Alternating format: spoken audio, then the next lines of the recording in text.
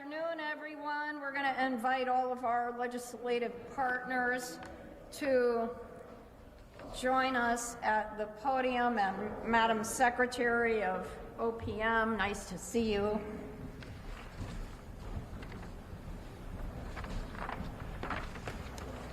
Well, good afternoon, everyone, and thank you so much for joining us today.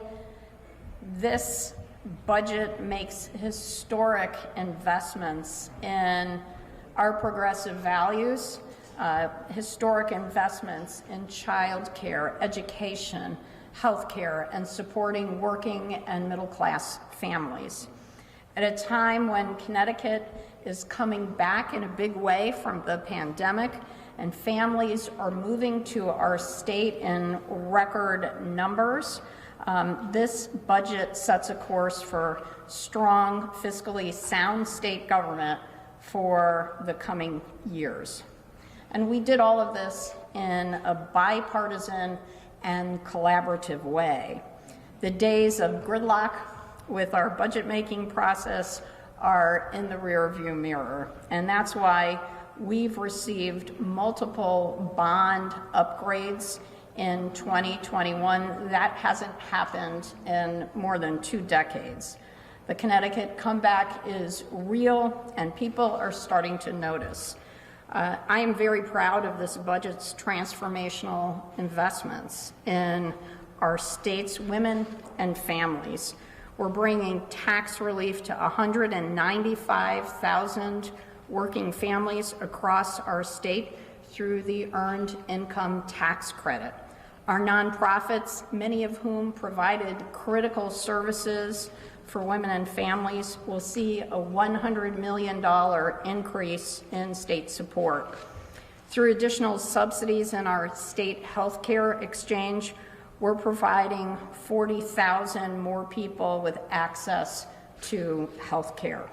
And we are investing record amounts in addressing mental health and combating opioid addiction, 2 healthcare crises or pandemics within the COVID-19 pandemic.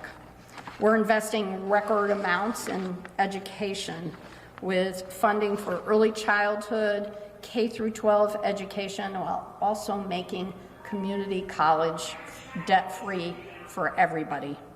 So together with the American Rescue Plan, we're making generational investments in childcare.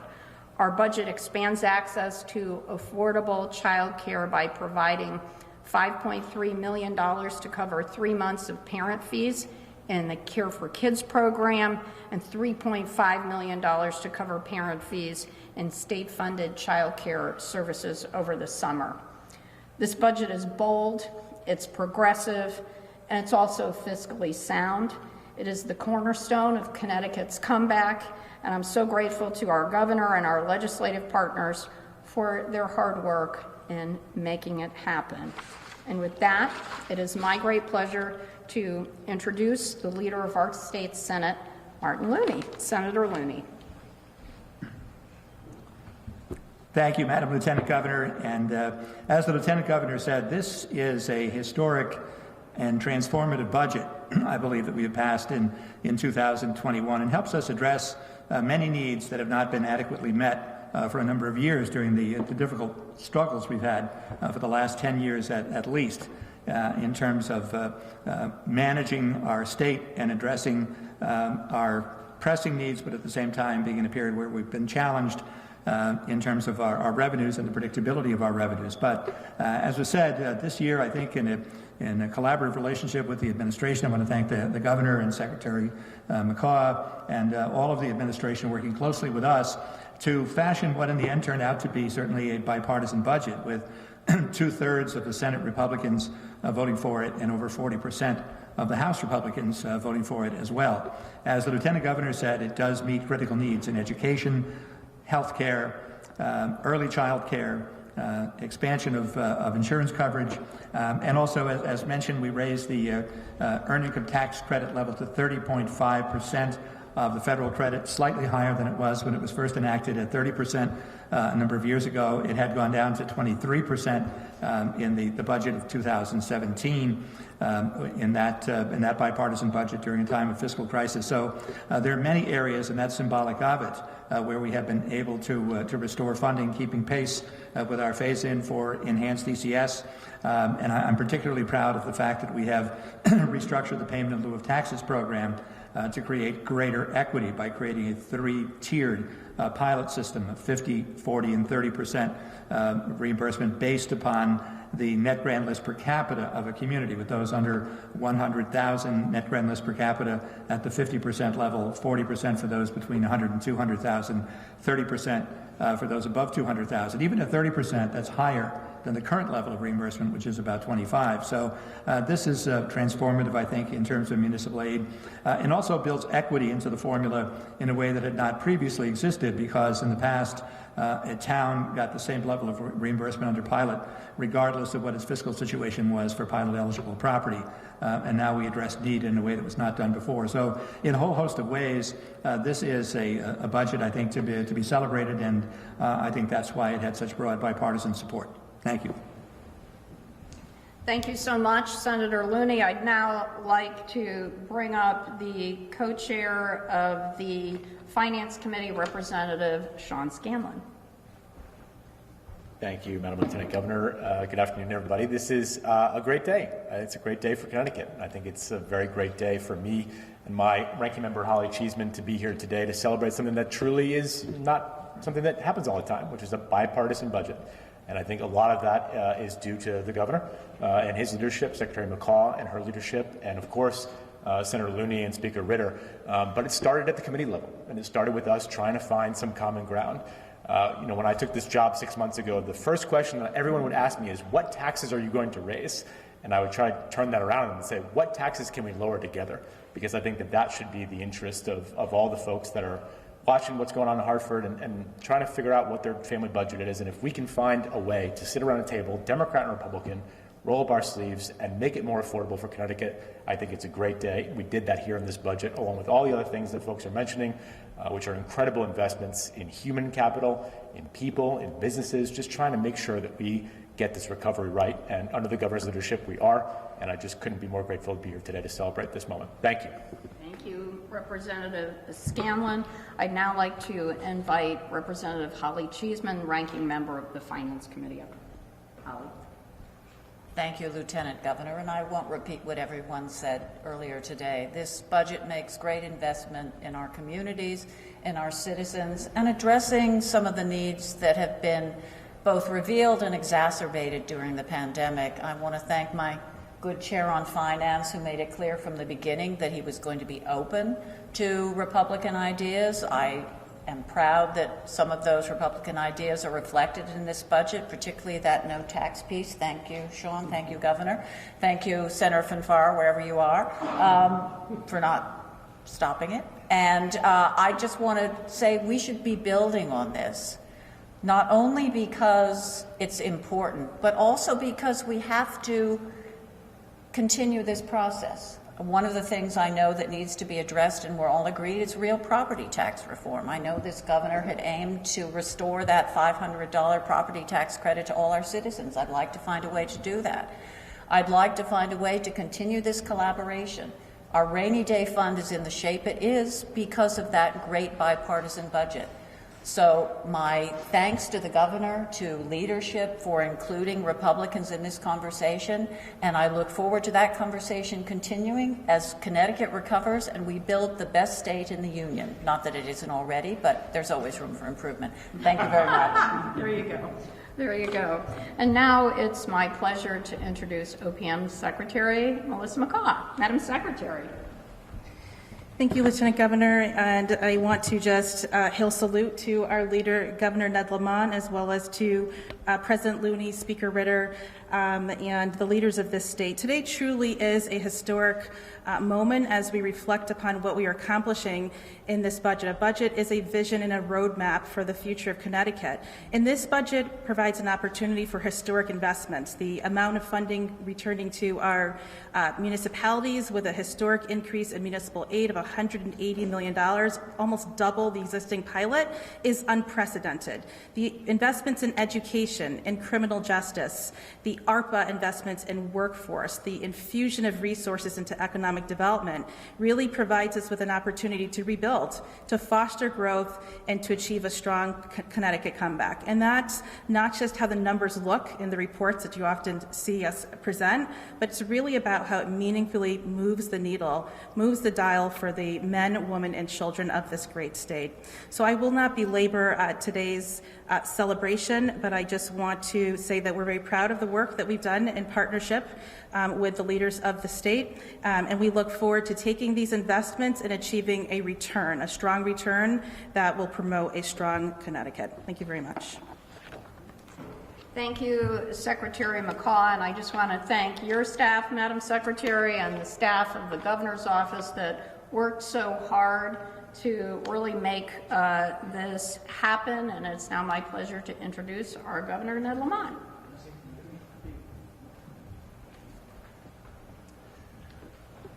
So just listening, I think one thing we all agree upon, which is why this is a bipartisan budget, is we want to do everything we can to make Connecticut more affordable for our working families and our middle class. And that's what this budget does. For our working families, you heard about the expansion of the earned income tax credit. For retirees, raising the exemption for pensions and annuities, making it a little easier for our parents or grandparents to stay in the state. Special hats off to Marty Looney and the effort he put into our tiered pilot program. And that great expansion of resources for our towns and cities means that our towns and cities are more likely to be able to hold the line or even reduce property taxes. You add that to the fact that our grand lists are growing in many of our towns and cities by new real estate, be it commercial as well as residential, all serving to hold down the property tax, which is a tough tax, especially on the middle class. So I think that common effort is what brought us all together for this bipartisan budget, a budget that I think is built to last. And Jerry, would you like to say something before we sign? And I did want to introduce Representative Reyes, who is just the stalwart leader of the Black and Puerto Rican Caucus, who is always reminding us how important our urban communities are. And thank you so much for Thank you, coming. Lieutenant Governor. No, I'll be brief. I just wanted to come in and compliment and send my congratulations in a bipartisan way to all the hard workers that came through with this beautiful budget that puts Connecticut in a good place. And I have the privilege of chairing the Black and Puerto Rican Caucus, which runs the full gamut from ultra-liberal to ultra-conservative. We're all in there, and I can say, I believe that 100% of the BPRC supported this budget, and that says a lot. And to me, the equity pieces that are in this budget is reflective of good work, good groundwork, that everybody was listening, and, you know, it isn't perfect, but we're getting there, and it's a start. And I just want to be very congratulatory to everybody from the state of Connecticut for passing a bipartisan budget that Matt Ritter kept insisting was the perfect budget. And the BPRC and others kept pushing, but I am very happy for the budget that we passed. Congratulations to everybody who did this hard work behind me. Great. Thank you so much, Representative Reyes. And now, Governor, we're going to let you sit in this very impressive-looking chair. And so, that is the budget, and we also have the initials. So you're going to go to that one.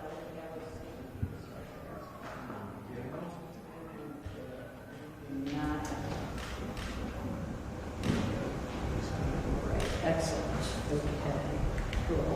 You did all the work. I signed the bill. Amen. Okay, and there you go, Governor. You got to date that too.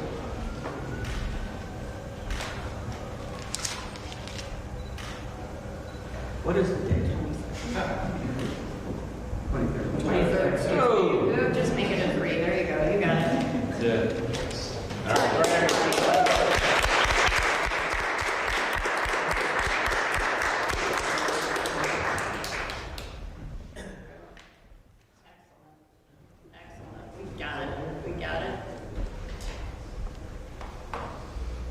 Thank you. All right. Thanks, guys. Come back over here.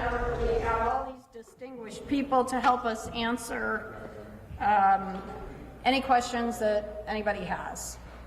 The budget was bipartisan, but the budget implementer was not bipartisan. So how do you explain the difference or why it was not bipartisan?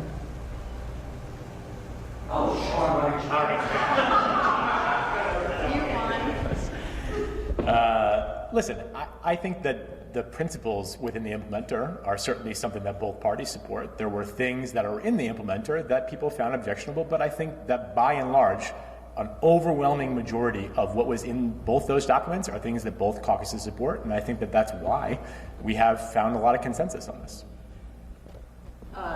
Are there any mistakes that you guys are going to have to end up going back and looking at? There are some dating errors, it looks like. Madam Secretary is shaking her head no, so I trust her more than anybody else. But Not at this time, Christine. Obviously, there's no perfection, but at this time, based on what has passed, we believe we can work with the implementer. If we identify any critical needs, then certainly we'll bring it to the legislature's attention. But our implementer had, over 544 sections and 50 or more policies that were impacted. I'm sure there's probably one or two things in there. Right now, there's nothing that rises to the level of urgency, and we'll certainly take care of that if necessary. Could you tell us how much one-time revenue is being used in this budget? About $1.75 billion, about $560 million in the first year, and close to a little over $900 million in the second year. So about 1.75. That's pretty consistent with the amount that the governor had included in his proposal to the legislature. And that consists of the federal coronavirus relief funding plus any, for instance, the OPM put out the monthly report, and there's a big reduction in the year-end surplus estimate because I believe carry forwards. So that it only reflects the American Rescue Plan Act state fiscal relief fund. You'll recall that was a $2.8 billion fund. About $1.75 billion is used for budget balancing. And then in addition to the $46 million budget that was approved, there was about $492 million in the use of surplus. And those range from a myriad of adjustments: supports for education, for our higher ed institutions, supports for the nursing home industry, private providers, all critical investments we felt to make sure that this budget was well-rounded. And revenue growth, I imagine you're assuming some of the increase is going to be covered by revenue growth. Is there any? That's correct. Well, it ranges by revenue source, but certainly not unreasonable in the range of 3 to 4%. We'll obviously continue to monitor our projections. We are spot on with withholding. Sales and use tax is still coming in a bit favorable, so we're monitoring that. We don't close until August 6th or thereabouts, so a couple more months to go. And then what about federal funds? So how many federal funds from the American Rescue Plan do we have that are not been allocated yet that might come up in a special session? $233 million. So of the 2.5 billion is allocated in the budget. About 233 that's remaining for commitments, which could be some funding for the third year or other investments that we didn't get to take care of in the first round. Melissa, can you talk about how you're going to chip away the long-term debt? Well, here's what I would say. You probably saw our latest comptroller's report. We project to make about a $1.3 billion payment into our budget reserve fund, close of the year around $4.4 billion. That's 21% of next year's appropriation. Significant place to be. That alone is allowing us to pay down pension unfunded liabilities. Some of those savings are reflected in the budget, some are not, because the numbers keep improving. So what you see is that progress has already begun, which is why the rating agencies applauded and recognized Connecticut. We're doing it in pension. We're seeing lower debt service costs because of the right sizing of our portfolio, lower interest rates, timing of sales. We also had about $50+ million in this budget for healthcare savings. The CREATES initiative has efficiency, so that work is embedded in this document that you have in front of you. And as far as what do we do about the out years, these are investments that have to be used in a way that move the needle. The workforce development, there's over $110 million to help people get back to jobs that are in demand here in Connecticut. That improves revenues, right? And so there's strategic investments in here that should help us to grow to meet some of those costs. Can I just add to that? Jody, I just want to add, this is for the first time in history, we're actually beginning to pay down the mortgage. That mortgage, as you refer to, is that long-term pension obligation that we've had. You know, for years and years and years, the state didn't even make their actuarially required contribution. That would just increase the mortgage amount, that principal amount that's due. As Melissa just said, this year we're paying off about, $1.3 billion. You know, that saves future governors and future appropriations chairs and finance chairs about $100 million a year. That's what that annual savings is going to mean to the state. And when they didn't make the contributions, that went in the other direction. So we got a long way to go. I'm not, overstating that, but it's a start. Representative Cheeseman, would you like to respond to anything that you've just heard?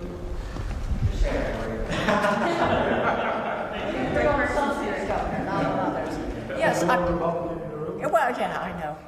No, I would echo what the governor and comptroller, Melissa. Got another job. Yeah, you got another job. Well, I know someone's retiring and someone else is interested, but we won't go there. I would echo, and again, I cited that bipartisan budget, and my good friend John Fonfara, that volatility cap in that bipartisan budget what are you giggling about in front there?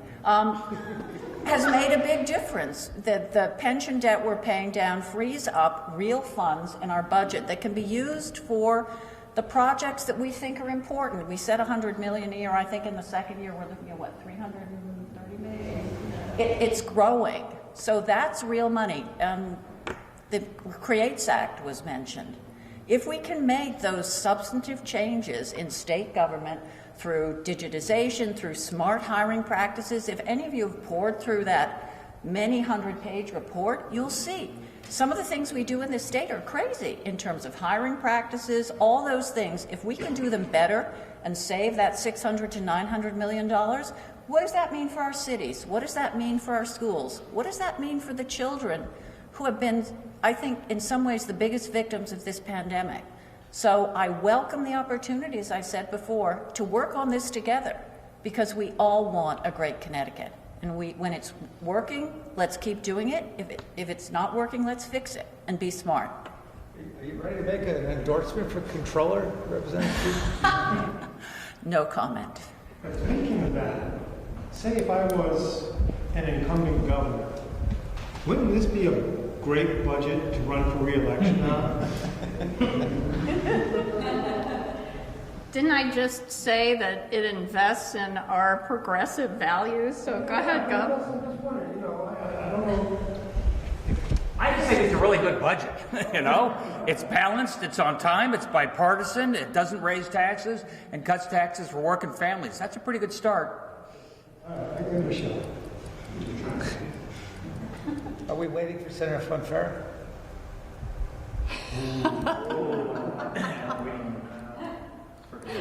Thanks, everybody.